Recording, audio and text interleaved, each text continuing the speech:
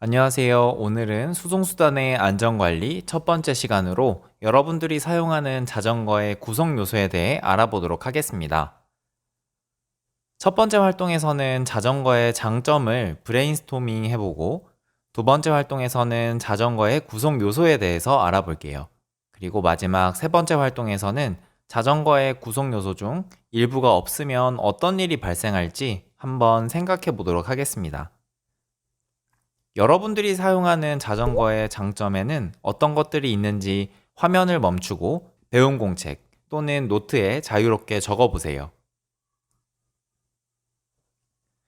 자전거는 관리하기가 편하고 매연이 발생하지 않는 친환경 수송수단이면서 재미도 있습니다. 또 다리를 지속적으로 움직이니까 운동도 되고요. 다른 수송수단에 비해서 타는 방법을 쉽게 익힐 수도 있습니다. 또 교통비도 들지 않고 어린이들도 쉽게 이용할 수 있죠. 자, 이렇게 많은 장점이 있는 자전거인데요. 선생님과 함께 자전거의 구성 요소에 대해 자세하게 배워보도록 할게요. 수송수단의 기본 구성 요소는 구동장치, 조향장치, 제동장치가 있었죠. 그것들을 포함해서 좀 더 자세하게 알아보도록 할게요. 먼저 핸들입니다.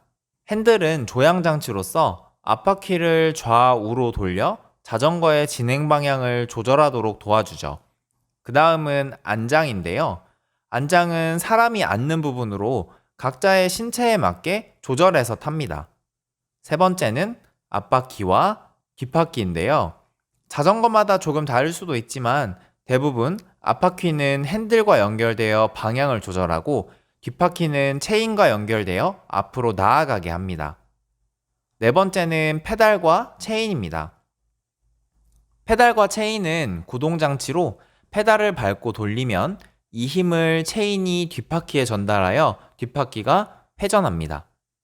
그 다음은 자전거의 몸체인 프레임인데요. 프레임은 자전거가 안정적으로 움직이도록 자전거의 구성 요소들을 지지하는 역할을 합니다. 반사체는 어두울 때 자동차 운전자에게 자전거가 있음을 알려줍니다. 반사체는 자전거 바퀴 쪽 또는 자전거 안장 아래쪽에 붙어 있는 경우가 많아요. 마지막으로 제동장치인 브레이크는 핸들의 레버를 당기면 공기 압력에 의해 바퀴의 회전 속도를 줄이거나 멈추게 합니다. 자전거의 구성 요소 중 조향, 제동, 구동장치에 대해 조금 더 자세히 알아보면 핸들은 조향장치이고 핸들이 앞바퀴의 프레임으로 연결되어 있습니다. 핸들을 돌리는 방향으로 바퀴가 돌아가죠. 브레이크는 핸들의 레버를 누르면 공기의 압력에 의해 고무판이 바퀴에 닿게 되면서 마찰력에 의해 속도를 줄일 수도 멈출 수도 있습니다. 이건 제동장치에 해당되고요. 페달을 돌리면 체인과 톱니가 돌아가고 이에 연결된 뒷바퀴가 회전하면서 에너지를 발생시킵니다. 이건 구동장치에 해당하죠. 그렇다면 자전거의 구성 요소들 중에서 하나가 없다면 어떤 문제가 발생할까요? 먼저 핸들이 없다면 어떻게 될까요?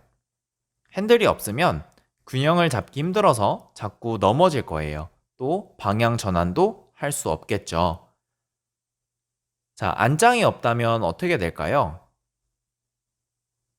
엉덩이가 매우 아프겠죠. 어떤 고통인지는 상상에 맡기도록 하겠습니다. 브레이크가 없다면 어떻게 될까요? 브레이크가 없으면 속도 조절이 어려워서 사고가 나기 쉽습니다. 앞바퀴나 뒷바퀴가 없다면 자전거가 굴러갈 수도 없고 방향 전환도 하지 못할 거예요. 프레임이 없거나 끊어져 있다면 어떨까요? 프레임이 없거나 끊어져 있으면 안전 문제가 발생하기 쉽습니다. 프레임은 이 모든 구성 요소들을 지지해주는 역할을 하기 때문이죠. 페달과 체인이 없다면 어떻게 될까요?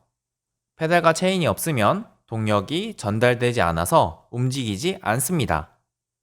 반사체가 없으면 어두울 때 자전거가 눈에 띄지 않아서 교통사고가 나기 쉽습니다. 이렇게 자전거의 구성 요소들 중 중요하지 않은 부분은 없습니다. 그래서 사고를 예방하기 위해 꾸준히 관리해 주어야 하죠. 다음 시간에는 자전거를 안전하게 관리하는 방법에 대해 알아보도록 하겠습니다. 다음 시간에 만나요.